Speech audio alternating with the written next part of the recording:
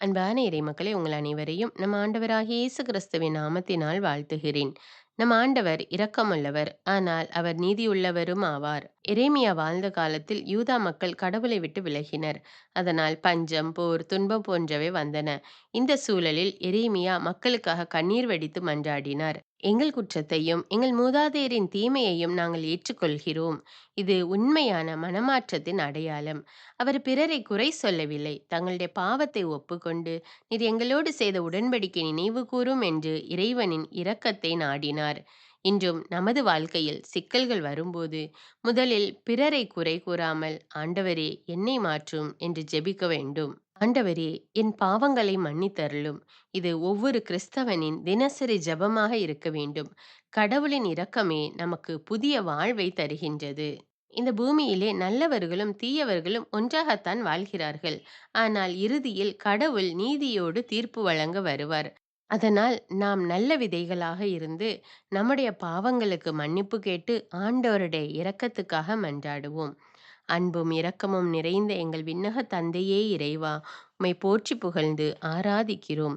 இயேசு கிறிஸ்துவே எங்கள் மெசியாவே, உமக்கு நன்றி கூறுகிறோம். ஆவியான தேவனே, எங்கள் துணையாளரே, எங்கள் தேற்றரவாளரே, உமக்கு நன்றி ராஜா. அன்பின் ஆண்டவரே, எங்களுடைய வாழ்க்கையிலே நாங்கள் செய்த பாவங்களுக்காக உம்மிடம் மன்னிப்பு கேட்கிறோம் அப்பா. எங்களுடைய மூதாதையரின் பாவங்களுக்காக மனம் வருந்துகிறோம் ராஜா. எங்களை மன்னியும் தேவனே. எங்கள் பாவங்களை மன்னித்து எங்களை உம்முடைய இரக்கத்தினால நிரப்பி அருளும் தேவனே. எங்களுடைய வாழ்வில் வருகின்ற துன்பங்களில் இருந்து எங்களுக்கு விடுதலை தாரும் அப்பா. எங்கள் கடவுளாகிய நீர் எங்களுக்காக போர் புரிவீர் என்று நாங்கள் நம்புகிறோம் அப்பா. எங்களை வலுப்படுத்தும் அப்பா. உம்முடைய வல்லமையினால் எங்களை நிரப்பும் தேவனே. உமது கருணையினால் நிரப்பும் அப்பா. நீர் என்னோடு இருக்கும்போது நான் எத்தீங்கிற்கும் அஞ்சமாட்டேன் என்று ஆண்டவரே, இதோ உம்மீது விசுவசித்து உம்மீது நம்பிக்கை வைத்து ஜெபிக்கிறேன் அப்பா. எங்கள் ஒவ்வொருவர் மீது இரக்கமாயிரும் ஆண்டவரே. நீங்கள் அஞ்ச வேண்டாம் என்று எங்களை தேற்றுகிற தேவன் நீர் ஒருவரே ராஜா. இதோ நீர் எங்களோடு இருக்கும்போது எங்களுடைய வாழ்வில் பயம் இல்லை தேவனே. உம்மீது நம்பிக்கை வைத்து நீர் எங்களை அரணும் கோட்டையுமாக இருந்து பாதுகாத்துக் கொள்வீர் என்று விசுவசிக்கிறோம் அப்பா. நீங்கள் நிலத்தில் விதைத்துள்ள விதை மீது ஆண்டவர் மழை பொழிவார் என்று எசாயா இறைவாக்கினர் கூறியது போல, இதோ நாங்கள் கையிட்டு செய்கிற எல்லா காரியத்திலும் எங்களுக்கு ஆசீர்வாதத்தை கொடும் ராஜா. எங்களுக்கு வெற்றியை கொடும் தேவனே. என் பார்வையிலே நீ விலையேற பெற்றவள் என்று கூறி எங்களை உயர்த்துகிற தேவனே, உமக்கு நன்றி ராஜா. நான் உங்களை சுமப்பேன், நானே விடுவிப்பேன் என்று கூறி எங்களை தேற்றுகிறவரே, உமக்கு நன்றி ராஜா. இதோ என் உள்ளங்கைகளில் நான் உன்னை பொறித்துள்ளேன் என்று சொன்ன தேவனே, உமக்கு நன்றி ராஜா. நீரூற்றுகள் அருகே என்னை வழிநடத்துகிற ஆண்டவரே, உமக்கு நன்றி ராஜா. உங்களுக்கு ஆறுதல் வழங்குபவர் நானே என்று கூறி எங்களுக்கு ஆறுதல் அளிக்கிற தேவனே, உமக்கு நன்றி. நன்றி அப்பா. அன்பின் தேவனே, எங்கள் குடும்பத்தில் எல்லா உறுப்பினர்களையும் இடத்தில் ஒப்புக்கொடுக்கிறோம் அப்பா. உன் பிள்ளைகள் நிறைவாழ்வு பெற்று சிறப்புறுவர் என்று கூறியுள்ளபடி ஆண்டவரே, எங்கள் குழந்தைகளை தொட்டு ஆசீர்வதியும் ராஜா. நிறைவான வாழ்வை அவர்களுக்கு கொடுத்தருளும் தேவனே. அவர்களுக்கு கல்வி ஞானத்தை கொடுத்து ஆசீர்வதியும் ராஜா. இறை ஞானத்தினால நிரப்பும் அப்பா. எவ்வாறு செயல்பட வேண்டும் என்று அவர்களுக்கு கற்றுக்கொடும் தேவனே. மேலும் முதியவர்களுக்காக ஜெபிக்கிறேன் அப்பா. பலவீனத்திலோ மனவேதனையிலும் இருக்கிற அவர்கள் மீது உம்முடைய இரக்கம் வரட்டும் அப்பா.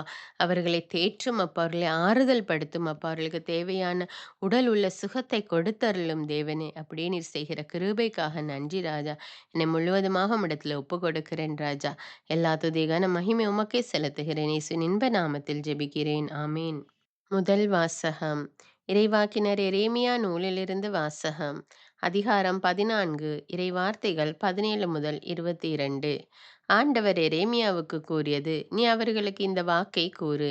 என் கண்கள் இரவு பகலாக கண்ணீர் சொரியட்டும், இடைவிடாது சொரியட்டும். ஏனெனில் என் மக்களாம் கன்னிமகள் நொறுங்குண்டாள், அவளது காயம் மிக பெரிது. வயல்வெளிகளுக்கு சென்றால் இதோ வாளால் மடிந்தவர்கள், நகரில் நுழைந்தால் இதோ பசியால் நலிந்தவர்கள். இறைவாக்கினரும் குருக்களும் தங்களுக்கு முன்பின் தெரியாத நாட்டில் அலைகின்றனர். நீர் யூதாவை முற்றிலும் புறக்கணித்து விட்டீரா? சீயோனை உம் உள்ளம் வெறுத்து விட்டதா? நாங்கள் குணமாக முடியாதபடி ஏன் எங்களை நொறுக்கினீர்? நாங்கள் அமைதிக்காக காத்திருந்தோம், பயனேதும் இல்லை. நலம் பெறும் காலத்தை எதிர்பார்த்திருந்தோம், பேரச்சமே மிஞ்சியது. ஆண்டவரே, எங்கள் குற்றத்தையும் எங்கள் மூதாதையரின் தீமையையும் நாங்கள் ஏற்றுக்கொள்கிறோம். நாங்கள் உமக்கு எதிராய் பாவம் செய்தோம். உம் பெயரை முன்னிட்டு எங்களை உதறித் தள்ளாதீர்.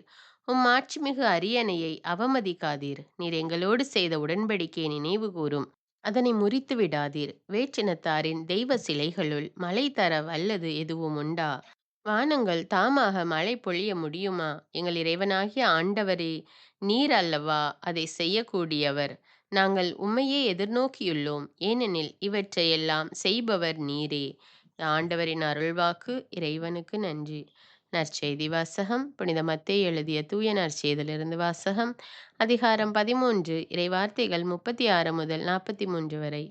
அக்காலத்தில் இயேசு மக்கள் கூட்டத்தினரை அனுப்பிவிட்டு வீட்டுக்குள் வந்தார். அப்போது அவருடைய சீடர்கள் அவர் அருகே வந்து, வயலில் தோன்றிய களைகள் பற்றிய உவமையை எங்களுக்கு விளக்கிக் கூறும் என்றனர். அதற்கு அவர் பின்வருமாறு கூறினார். நல்ல விதைகளை விதைப்பவர் மானிட மகன். வயல் இவ்வுலகம். நல்ல விதைகள் கடவுளின் ஆட்சிக்குட்பட்ட மக்கள்.